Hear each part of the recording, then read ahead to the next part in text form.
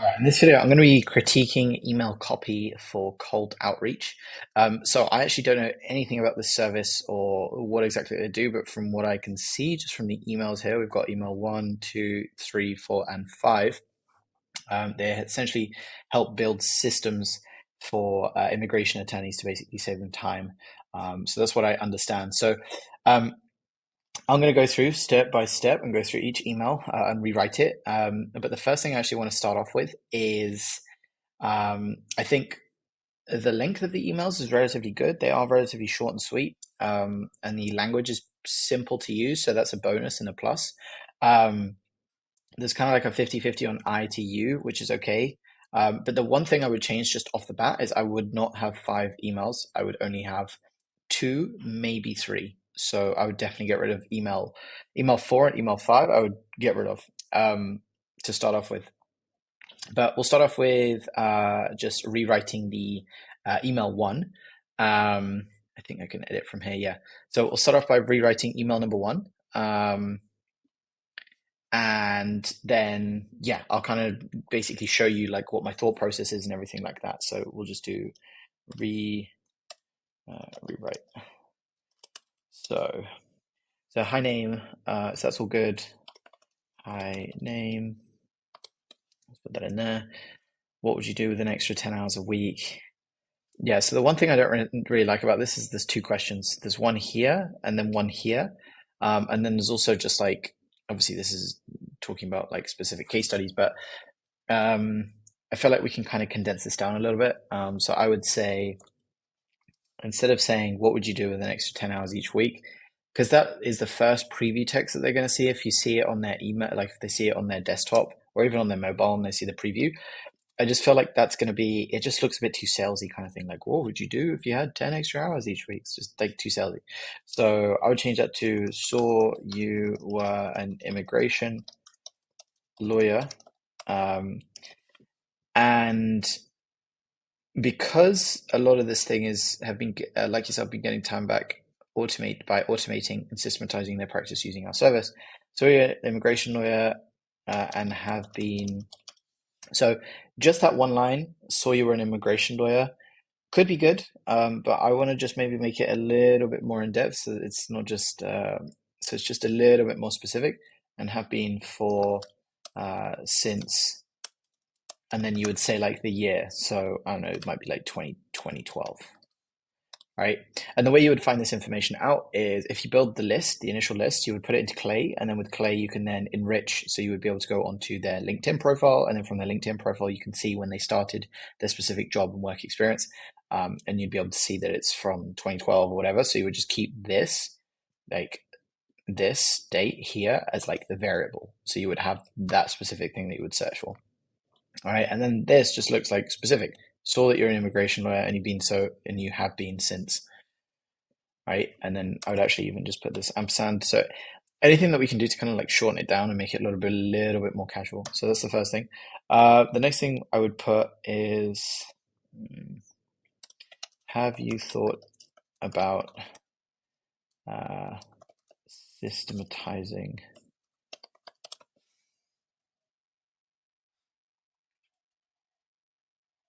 Have you thought about systematizing parts of your process to win back 10 plus hours, 10 hours, 10 plus hours per week?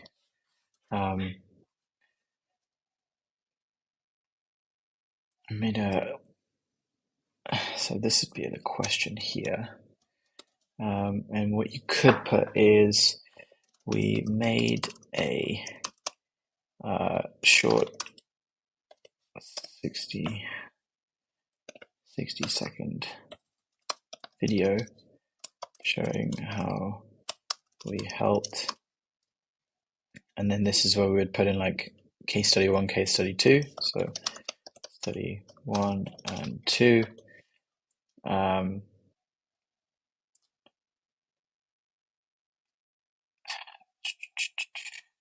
And then this would be like result. So have you thought about systematizing parts of your process to win back 10 plus hours per week? We made a short 60-second video showing how we helped. Case study 1 and 2.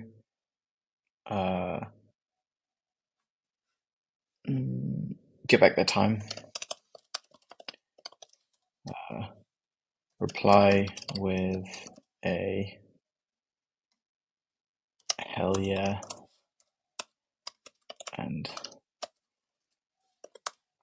I'll shoot it over. Cheers or something. Yeah, so that's how I'd rewrite it. So cool. So hi name, and then just so you know, the subject line that I would put in here would be like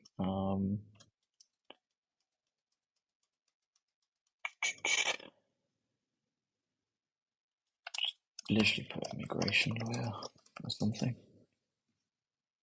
Like literally as simple as that. If you don't want to do that, then you could put in like, I don't know, literally like name plus thoughts or something if you wanted to do that. But this is just another thing that you could do for subject line, so which is really simple to do. But yeah, hi name, saw that your name, saw you were an, too many words, saw that you're an immigration lawyer, and have been since the year. Have you thought about systematizing parts of your process to win back 10 plus hours a week?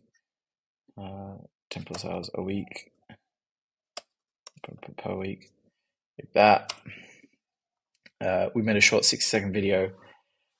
We don't need to put short, just put, we made a 60-second video showing how we helped get the time back. You could put mind if I send it over, but the only reason why I don't want to do that is because I don't want to have two questions. So instead I would just put like reply with hell yeah. The reason why I put hell yeah is just because I want to add a little bit of personality. You can put yes if you want. I always like to put just a small bit of personality and just make it a little bit more casual in places that you can. We made a 60-second video. So this would be like what you're offering, right? Your offer is that you're offering a video that shows your process on how you helped X get to Y. So it's showing another case study basically, without ramming it down their throats and just saying like, hey, let's get straight to a call. Because that's what I don't like about this. I'd love to set up a time to walk you through our 4-step process. They don't need to know what the 4-step process is. Like, as in like, there's no intrigue, I feel. Would you have some free time next week to connect? And you're asking them straight away to call, which is just too like straight. It's too straight to the point. Like chit chat first and like open the door to a conversation first and then ask for the call. So this is just one lead magnet that I've got off the top of my head that you could do. Just making a video. You could also, switch this out for like a document or a guide that you made on how you helped X get to Y, or here's like 5 tips that helped another client, get 10 plus hours a week back through systematizing parts of their work. Here's what you can do as well, and just give them the thing, right? Because they're not going to know how to implement it, and if they do, then cool, like whatever. But they're busy and they already know. They may not even know the stuff, but if they do know this stuff, like people need help to do stuff, right? They need help to implement it. They can't just they're not just going to implement it themselves. So that's why you help them out. You help them out with the implementation. This is just one way that you could do the lead magnet. Have you thought about systematizing part of your process to win back 10 plus hours a week? Yeah, so maybe the only thing I would make this more specific, but I don't know nothing about the business and what you offer. We made a 60-second video showing how we helped case study 1 or 2 get the time back. Reply with the yes, and I'll shoot it over, right? Something like that. And if you wanted to, you could technically remove this and you could say like another alternative could be like, mind if I shoot it over? Right? Something like that. So that's another rewrite that you could do, but that would basically be it. And then you would just put your signature below. So if you put it in instantly or smartly, the signature would go in anyway. So that would be the first email that I send instead of this. That would be the way that I rewrite it. And again, just a couple of points that I want to mention here, which is the CTA is just too hard. Like, be a bit softer with the CTA.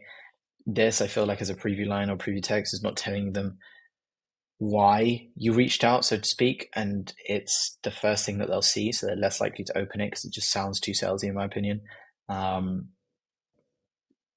Who are happy to count as satisfied customers, like give them a bit more information about what you help them do specifically. Like satisfied customers is too broad, too general. Like what did you do specifically for them, and why are they satisfied, and then how could you replicate the same for them, and then offer like an interest-based CTA. So that's the first email that I would rewrite. The second email, honestly, there's two ways that you could do this. So this is the so rewrite. I can't spell. So hey, yeah. So we'll go ahead. I'm sure you're super busy. So anything that always starts like that is just a note. I just wanted to follow up, just following up on my previous email. Just know you're busy, or hey, I hope I'm not annoying you, or like anything like that. It's really bad because all it does is like lower your status, and it just makes you look like, I don't know, it just makes you look a little bit more desperate. Like if you, it's like if you were with a girl, you don't want to text her and be like, hey, I'm just checking, like, hey, please, like, no, you don't do that. So, yeah, none of this. I'm sure that you're busy. Of course they're busy. You don't need to say that. I just wanted to make sure this email didn't fall through the cracks. Still open to having a quick call, right? There's no value added here. There's nothing whatsoever. It's just another email that they're going to receive amongst a million others that they get. So it's not great in that sense. So one thing that I found works really well is literally just thoughts on the last email, and then that's it. That's one option. However, I'm moving away from that, but it does work pretty well. The second one is either a slightly different angle than your first here. So made you a 60-second video. And instead of the 60-second video, you could actually offer to send them like a guide instead, or a different angle in the sense of like the first angle that you're going with is how you save them time, but you could go in with a different angle of like, obviously depending on what your offer is, how you save them money, or how you speed up things, or whatever it is, right? It's about figuring out like what are the keywords or what are the things in their head that make them go like, oh yeah, that's what I want, or that's what I need, because the first email angle might not have appealed to that. So that's the other thing. Or the third thing that you could do is just send them the thing like, hey, here's the video, like literally, hey, name,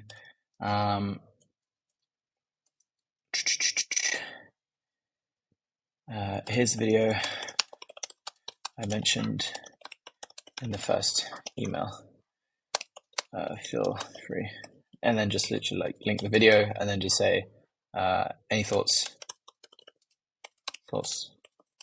Question mark. Like literally as simple as that, right? Something small and sweet. That's one way, and then another way, like I said, you could rewrite it with like a different angle. So you could say, hey, I actually made a guide as well, and then talk about like a slightly different metric. Just make it slightly different, but add value. Like that's the main thing, add value. I'm not sure what happened there, but yeah, just make it slightly different, but add value. But that's another two angles that you could take. And then I would just have the third one, which is, I wouldn't even call it a breakup email. I would just write something like,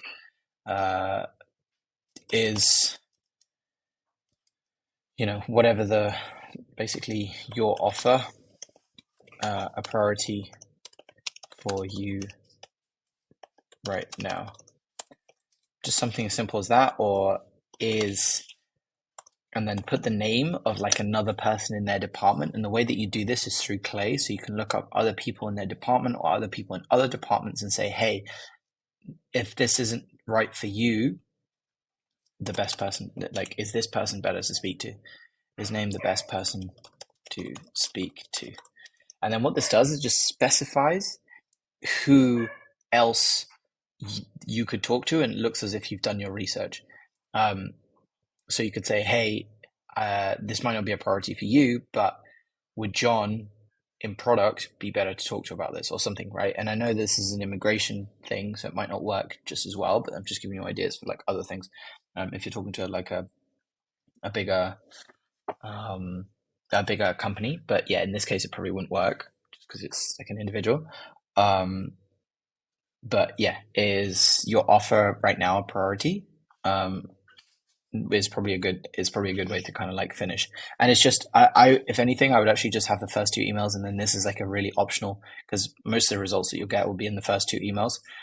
So the third one really is just like, hey, is this a priority for you right now? If it's not, then leave it. All right. And then if they haven't opened the emails, or they have opened the emails but not responded, you can then reuse those leads in like 3 to 6 months.